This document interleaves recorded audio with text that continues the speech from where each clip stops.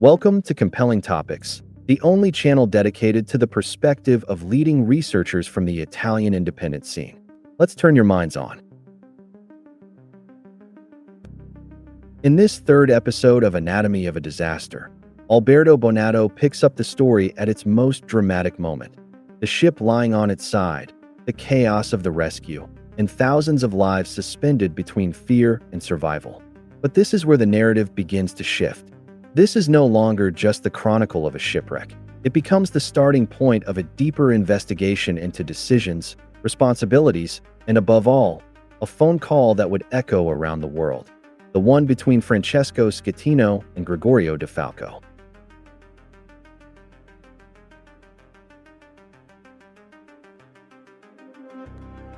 Alberto Bonato picks up the account where he left off. The ship is listing at nearly 90 degrees to starboard, run aground on the Skull Rocks, while approximately 4,000 people have already been disembarked and are gathered at Giglio Porto. Bonato pauses for a moment to reflect on this image. 4,000 people in a small village square with almost nothing to their names, while the island's inhabitants do everything in their power to help them. It is an image that, in his view, cannot leave anyone unmoved. But Bonato quickly shifts his focus to what is happening on and around the ship. Captain Francesco Schettino, he explains, was forced to abandon the vessel after helping to lower a lifeboat in order to avoid being crushed by it as it capsized. His own rescue launch is unusable, most likely damaged when it struck the rocks. From Rome, he is ordered to remain on site and coordinate the rescue operation from shore. Schettino has already received several calls from Gregorio de Falco, the frigate captain of the harbor master's office in Livorno, and has kept the harbor authority informed of the ship's condition. Meanwhile, the rescue operation is underway, but all the vessels are on the opposite side of the ship. Schettino requests that means be sent to his position to recover people in the water, but nothing arrives. Not even the inflatable dinghy he has asked for, in order to reach the side of the ship where most of the rescue craft are concentrated, ever materializes. From his position on the rocks, with the ship blocking his line of sight, Schettino can see nothing of what is happening on the other side. It is in this context that Bonato introduces the now famous telephone call between Schettino and de Falco, the one that went down in history for the phrase, "Get back on board, for fuck's sake." Broadcast on a loop by every news channel and picked up by media outlets around the world. Bonato decides to listen to it again and analyze it carefully, setting aside the preconceptions through which it has habitually been presented to the public. The analysis of the call begins with elements that are already unsettling. De Falco, who is calling for the third time and already knows his interlocutor, insistently asks Schettino to confirm his own name. Bonato wonders why and finds no satisfactory answer. Equally inexplicable to him is the aggressiveness with which de Falco conducts the conversation from the very first seconds. He raises his voice, orders Schettino to speak louder, tells him to cup his hand around the microphone, and uses threatening tones. Bonato also notes that DeFalco pointedly emphasizes that the call is being recorded, something that, in his view, is entirely self-evident in an operations room. The reason for this emphasis, Bonato argues, appears to be to intimidate Schettino, making it clear that anything he says could be used against him. DeFalco then orders Schettino to make his way to the bow and reboard the ship via the Jacob's ladder, a rope ladder used to scale a ship's side. Here Bonato raises what he considers the most serious flaw in the entire telephone call. That order is physically impossible to carry out, as Schettino had already communicated to DeFalco in the previous call. At that moment, the ship is listing at nearly 90 degrees, and that ladder has been submerged roughly 10 meters underwater for nearly an hour. It is not an order Schettino can execute. It is not an order anyone could execute. Bonato observes that Schettino falls silent in response to this demand, which in his judgment reflects not the reticence of a coward, but the astonishment of someone who cannot believe that his interlocutor fails to grasp the actual situation. Schettino tries to explain, but DeFalco gives him no room to speak. He cuts him off, claiming to have understood, only to immediately reiterate the same impossible order, adding that people are supposedly descending that very ladder at that moment. Bonato asks how Schettino could physically have reached that ladder at all. He had no means of moving. The lifeboat from which he had escaped was stationary, and the dinghy he had requested had never arrived. But Bonato goes further and adds a deeper consideration, even granting for the sake of argument that DeFalco was referring to a different ladder. Carrying out that order would have meant interrupting the evacuation of the passengers still on board in order to allow Schettino and the officer with him to reboard. DeFalco explicitly orders Schettino to bring that officer along as well. And all of this, Bonato asks, to obtain what information exactly? How many people are still on board and what do they need? Yet DeFalco already knows that a rescue worker is in position and can supply all of that information. He knows this because he himself tells Schettino so during the call. There is therefore no genuine operational necessity to justify the order. Bonato then dwells on DeFalco's communication style. The threats, "You're going to regret this," "I'll make your life hell," the use of dialect expressions, and finally the expletive with which he orders Schettino back on board. According to Bonato, that expletive adds nothing on an operational level. An officer coordinating a rescue operation must maintain composure and above all remain calm, not become someone who shouts and threatens. Nervousness is understandable, Bonato concedes, but it is not the passenger's problem. They are the ones who need to be rescued. And crucially, as long as only DeFalco is speaking, Schettino does not even have the chance to explain that from that rock he is coordinating the rescue effort, that he is in contact with Rome. That conversation, Bonato concludes emphatically, should become required study material in nautical academies as an example of what a rescue officer must never do. Bonato is careful to make clear that this critical assessment of DeFalco's conduct is not his alone. The same position is expressed by Admiral Salvatore Sciano Lo Moriello, who in a letter addressed to the College of Captains, an association of merchant navy officers based in Meta di Sorrento, analyses the matter with great clarity. The admiral, while holding Schettino accountable for the imprudent navigation close to shore, states that the captain had correctly invoked the doctrine of general average, the body of international rules providing for the protection of crew and passengers in the presence of a concrete risk of sinking, and that the attempt to beach the ship was correct under those rules. On the telephone call, Admiral Sciano is unequivocal. He describes it, in terms of form, as a communication of unheard-of verbal violence, threatening and blasphemous, adding that it made him ashamed to be a harbor master's officer, an institution that teaches respect, composure, and firmness, not aggressive self-promotion. On the question of substance, the admiral raises a precise point of maritime law. No maritime treaty or legal instrument states that the captain loses command authority when the order to abandon ship has been declared, nor that such authority passes to the rescue authority. The call strikes him as shooting at the Red Cross, without a shred of humanity. Bonato then reconstructs what is happening in DeFalco's operations room that evening, drawing on recordings and documents. The picture that emerges is not that of an officer in full control of the situation. Falco arrives at the operations room already under severe stress before even receiving the call from the Costa Concordia. He argues with the harbor master's office in Civitavecchia, which he considers too slow in dispatching vessels. He refuses to answer a call from Civil Protection, saying it is not the right moment. And crucially, he forgets to alert the ASL Emergency Services, the local public health authority.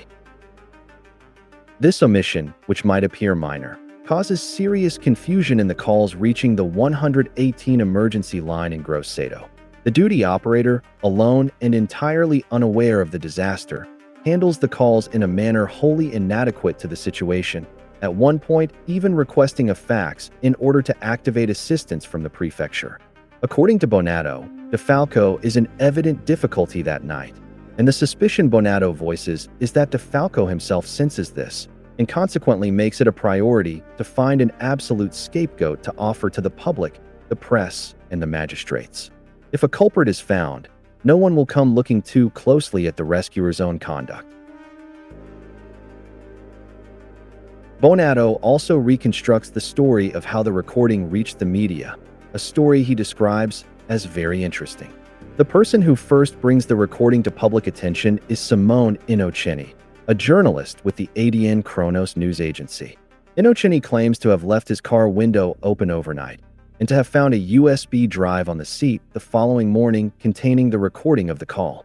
An explanation that, Bonato notes with evident irony, is remarkable to say the least, yet one that Innocenti confirms even before the public prosecutors in Grosseto and the chief prosecutor Francesco Verugio.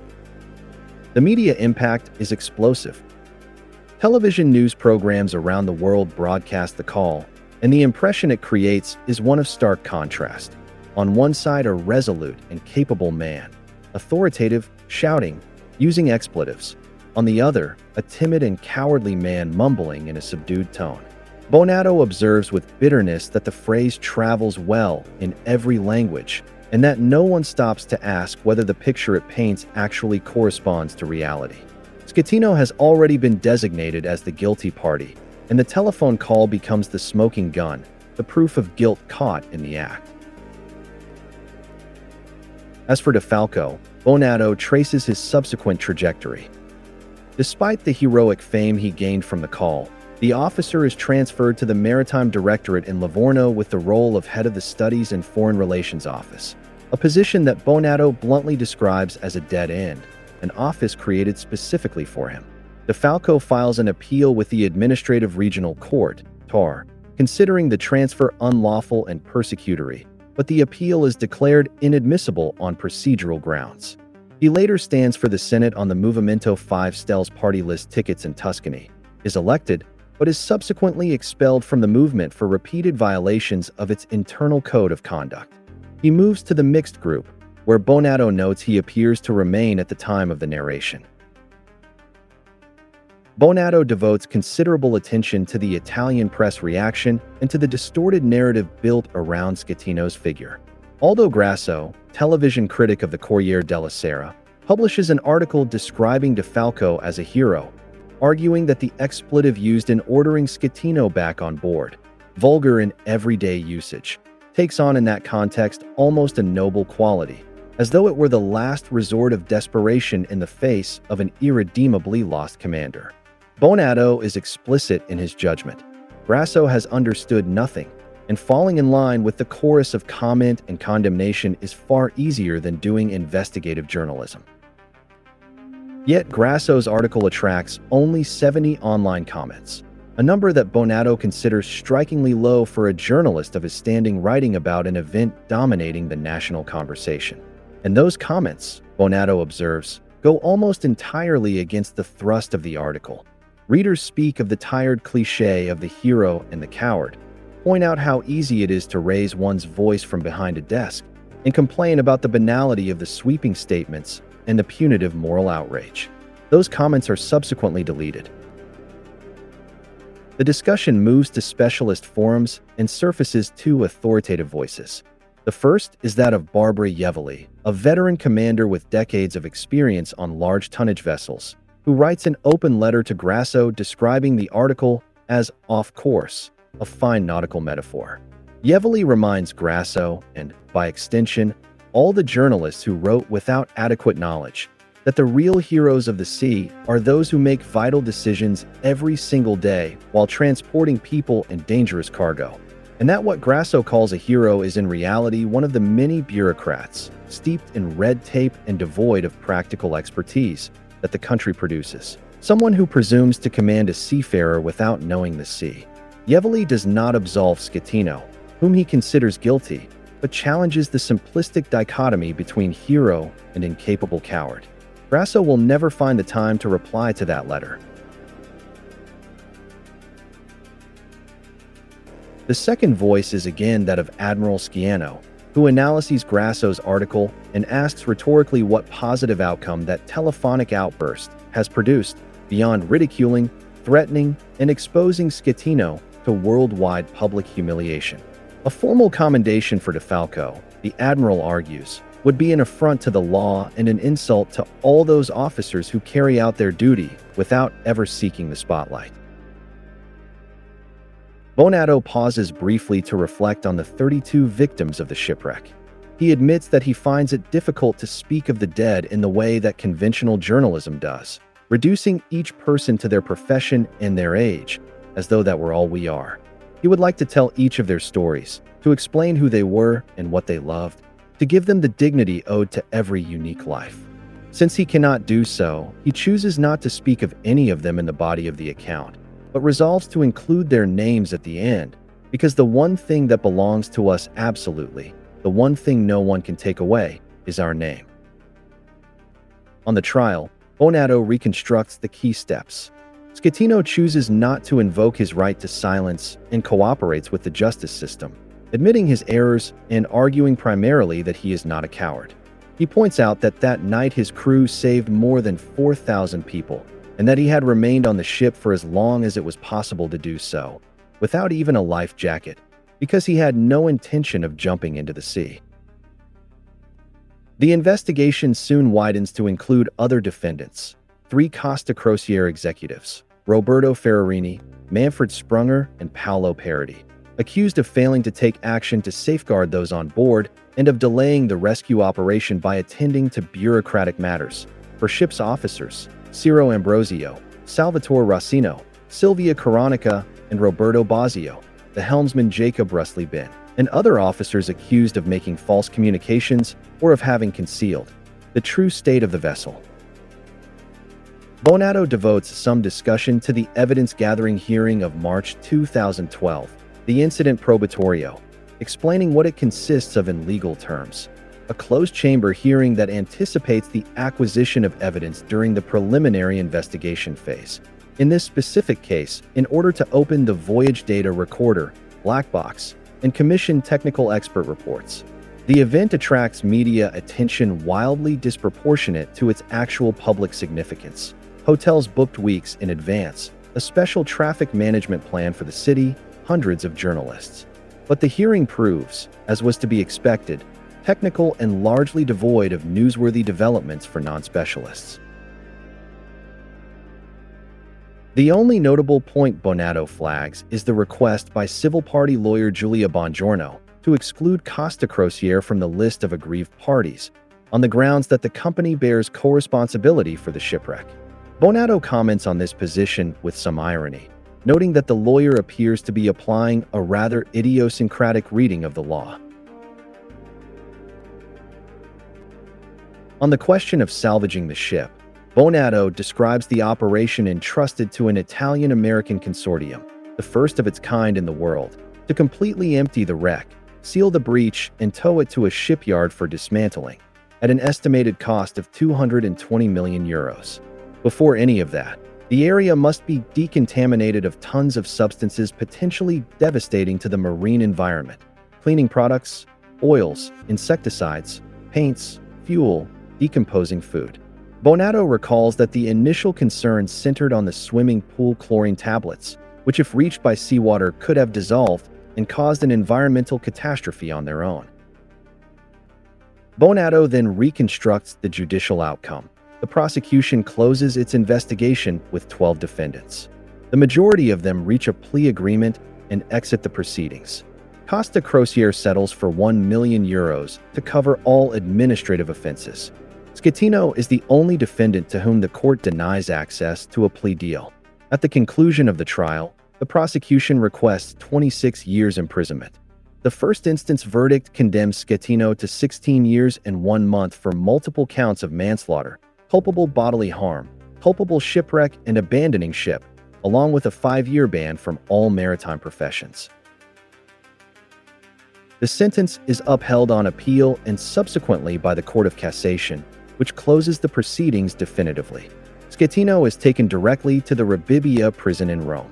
His lawyers file an application with the European Court of Human Rights, arguing that the proceedings were tainted by a media campaign that influenced the trial, particularly at first instance, and that Article 25 of the Italian Constitution was violated, since the seat of the appeal court was allegedly chosen on an ad hoc basis rather than being predetermined by law. Bonato closes the account by restating his own position clearly. Schettino is guilty and deserves the sentence he received. He is guilty because he was the most senior officer on board, because the responsibility for a shipwreck always rests with the captain, and because he carried out a reckless and dangerous maneuver by bringing a vessel of that size to within half a nautical mile of the coast. The proof of that recklessness, Bonato emphasizes, is the very fact that the ship sank. A safe maneuver is one that accounts for the possibility of something going wrong and plans accordingly. If Schettino wished to perform the coastal salute, the so-called bow, he should have done so from 2 nautical miles offshore. And yet, Bonato concludes, Schettino is not the only one who is guilty. There are clear responsibilities attributable to Costa Concordia, which operated a ship with defective equipment, watertight doors that failed to hold, a diesel generator that malfunctioned. There are responsibilities in the rescue operation, with Falco having managed the situation less than optimally. There is a harbor master's office that said nothing despite being witness to maneuvers bordering on the reckless. What Bonato refuses to accept, and on which he insists forcefully in the final part of his account, is that the entire weight of such a complex affair was placed on a single individual, while all the others were able to reach settlements and walk away from the proceedings. Billions of euros are at stake, he acknowledges, but that is no justification. That's all for today. See you in the next episode of Anatomy of a Disaster, here on Compelling Topics.